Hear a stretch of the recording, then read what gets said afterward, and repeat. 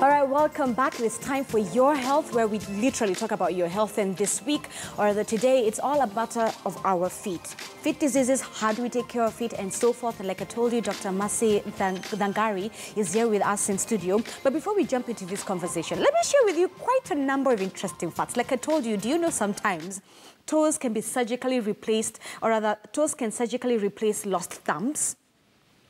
And shoes date back to about 40,000 years ago. So the first pair of shoes was about 40,000 years ago. And also, ticklish feet are a good sign of health. And get this, our feet grow over time.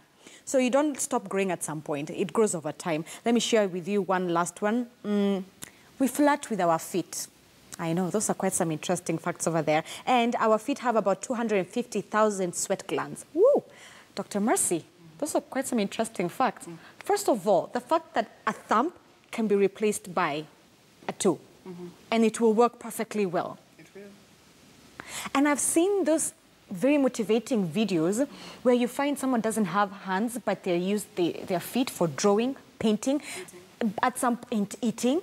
At some point, there's even a world record of someone who flew a plane with just his feet. It is incredible. It is. That's the power of feet. I think we underplay it too much. We do. And by the time we realize, it's a bit too late. It's a bit too late. That's right. Let's talk about the diseases that affect our feet. Could you quickly take us through that? Yep. We've got things like cones and calluses. Callus is a bit of hard skin. Okay. And sometimes you find that underneath that callus, which is hard skin, basically hyperkeratosis, it does develop cones. They can be painful. Some people have them and they're not painful at all. Okay. Sometimes people stay with them and they get really bad by the time they come. We take off the cone. Underneath, there is an ulcer. So yeah, it's good to have them treated. We do have verrucas, where kids pick them a lot at swimming pools. Grown-ups get them. It's a viral infection. And again, I wish I had a picture to explain how it looks like, but it's vascular. It's got little dots. Sometimes it's painless. Sometimes it can be painful. It can occur anywhere. It's the same virus that causes herpes, cold sores. It's called the HPV virus. HPV virus. That's right. Okay. That's what causes verruca. We've got ingrown toenails. Now, an ingrown toenail, yes, I've seen that. Is when a nail basically grows into your skin. Then you get inflamed and there's pus and everything. What causes that? Exactly what you're wearing, high heels, bad fitting shoes, stuff like that. And when they then come to us and we have to surgically remove the whole of that edge and the whole of that edge. It's a bit painful, but we remove it permanently. So you'll never again have ingrown toenails. Okay. Yeah, but they are very, very painful by the time patients come to us. Yeah. We've got fungal nails. I don't think Kenyans really know much about fungal nails. The major symptom is that they thicken, and then they change their color from a normal nail color to brown, darkish, yellowish, and then right inside the nail, it's like digestive biscuits. It's crumbled nail, and then it's very, very thick. That's classic fungal nail. We have athlete's foot. Now, you'll be shocked to know that 20% of the world population has athlete's foot. Athlete's foot? Athlete's foot. What is athlete's foot? Yeah, athlete's foot. Athlete's foot is, you know when your feet smell or you get a bit of itching in between your toes? Sometimes you get little black dots around your foot, in between your toes, or you get that macerated skin in between the toes around here. Right. Dots, little black dots, sometimes they can extend, and sometimes it does extend up to, you know. The surface? Yeah, to the top part of it. What causes that? Again, that's fungus. Athlete's foot is fungus. It's fungal. So there's a chance if you have athlete's foot, you will, if you don't treat it, you will develop fungal nails. Okay. There's a chance if you have fungal nails, if you don't look after them or take care of them, you will develop athlete's foot because it's fungus. Dr. Mercy, before we even continue with that list, one of the key facts that, or rather the findings, those interesting facts that I shared with our audience, is that we have about 250,000 sweat glands in our feet. How do we take care of feet odor and the smell? Yeah. Many people, we all have those sweat glands, but most people don't sweat. Now, I actually unfortunately, I suffer from something we call hyperhidrosis. Hyperhidrosis. So I do have very sweaty hands and very, very sweaty feet. So you do have them glands, but most people generally don't sweat. But you do have a certain population where we sweat really badly, we actually slide in and out of our shoes. And unfortunately, that's a very, very conducive environment for the fungus or the bacteria to grow. So sometimes, as much as I'm wearing open shoes, if I take them off, I can smell my feet purely because I suffer from hyperhidrosis, so I sweat a lot. Is there any way around it? There is treatments. There's a doctor in Kenya who I saw talking on TV, but not, things like laser treatment. Whether they work or not, I'm not sure. So it's just a matter of now hygiene, personal hygiene. Exactly, exactly. There's things we do. Like now, you know, as a foot clinician, there's things I do to make sure my feet don't smell. Okay. You know, but unfortunately, even now as I speak to you, my hands are sweating and my feet are sweating because I suffer. So what are some of the tricks that you do that someone could use at home? Funny enough, if you wake up in the morning and you take a shower, and you take any kind of oil, it could be almond oil, at the moment I'm using almond oil, it could be coconut oil, any oil, and you actually put it in between your toes, cream your everywhere. It helps. It helps. I've seen people also put like, okay, not, and a lot of tricks, especially online, people tell you to put powder because powder is scented and can stop sweating. Yes. There's also putting a tea bag, which helps absorb the smell. Like those are tips and tricks. Do they work? Yeah, they do work. They do work. So those are homemade tricks that someone can use. Yeah, but I do know the oil completely stops athlete's foot from flaring up and smelling. Right. And as long as I put any oil on my feet just don't smell at all. Beautiful. I know it's quite, you know, it's quite shocking to imagine you're putting oil on your feet. But I have to put it all in between my toes every single morning. And that's the only way my feet don't smell. Nice. Yeah. All right, shall we continue with the list? Yeah. Another thing is sports injuries. We do get sports injuries. Patients come to our clinics. Achilles tendon. It could be the plantar fascia, which is usually a ligament under here. There is the Achilles tendon, sometimes they snap it or something goes wrong. Right. So we get sports injuries. Diabetic feet. Diabetes is a real problem, not only in Kenya, but all over the world. So diabetes then goes and affects feet? The disease itself? No, diabetes, wounds. Bones, Yeah. I don't know that you've heard of diabetic wounds. They're really, really bad. Okay. And they take months and months to heal. So we are specially trained to look after those diabetic wounds. Let's pause on that and let's jump to shoes. Right. It's very important. I believe shoes are very important. I mean, I see you have some with you right there. Could you take us through that? Yeah, right. They wanted me to talk about high-heeled shoes. Right. What are the cons of wearing? Why shouldn't we wear high-heeled shoes? There's a few things high-heeled shoes do. They, one of them is like they do constrict our blood vessels. They do squeeze your toes at the front there, and that stress results in constricting blood vessels. And That's true.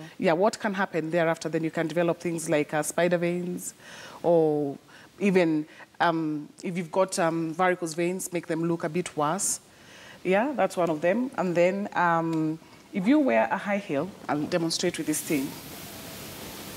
I don't know whether that's the best thing or a shoe. Right, right. If you wear a high heel, you have your shoe. So what usually happens, you put most of your weight around here. Now, what's normal when you wear a normal shoe? Most weight should be on the heel strike. The first thing you strike the floor with is your heel, and it absorbs shock from the floor. And you know, like me, I'm a big woman. You know, can you imagine me stepping down with such a small shoe? Yeah. So what usually happens is a lot of strain around the ball area, and that can cause the ball of your foot to shift. And also it does shift the center of gravity. Because forwards. At that time you are using your like feet this. with exactly, and not at and not with your heel. So you're not stable. You're not stable at all. So there's chances you could do things like ankle injury. That's why some people tend to slide out. You know, you're foot. walking. Yeah, yes. if you have a heel and you're walking, you kind of slide outwards like that. And what happens? You can sprain your ankle. You can break it. Things like that. Okay. And also, apparently, if your heel is just 1 inch higher from the ground, it already pushes your body forward 10%. So once that happens, can you imagine what happens when you've got a 6-inch heel? Could we put the heels on the table? Yep. Yeah. Yes, let me help you with that. There you go. No, I think the worst one is that one. Aha. There you go. All right.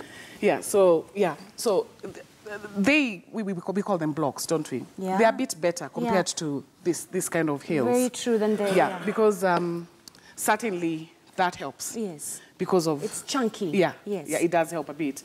But they're not good. Now, another thing that high heel shoes do, they can... Another thing that heels do, they can cause corns and calluses. And... Continue, right? And how that works, pressure is created because of the pushing and the pulling. Can you imagine the top, the front of your toes cannot, there's no way it can fit in that small. It's very true. Right? It's very true. So there's a lot of pushing and pulling. And what happens? You develop the hard skin I was talking about. You develop corns. Some people develop hammer toes. Hammer toes are those toes that look like this. So your toes, instead of remaining in that natural position, over time they start going like that.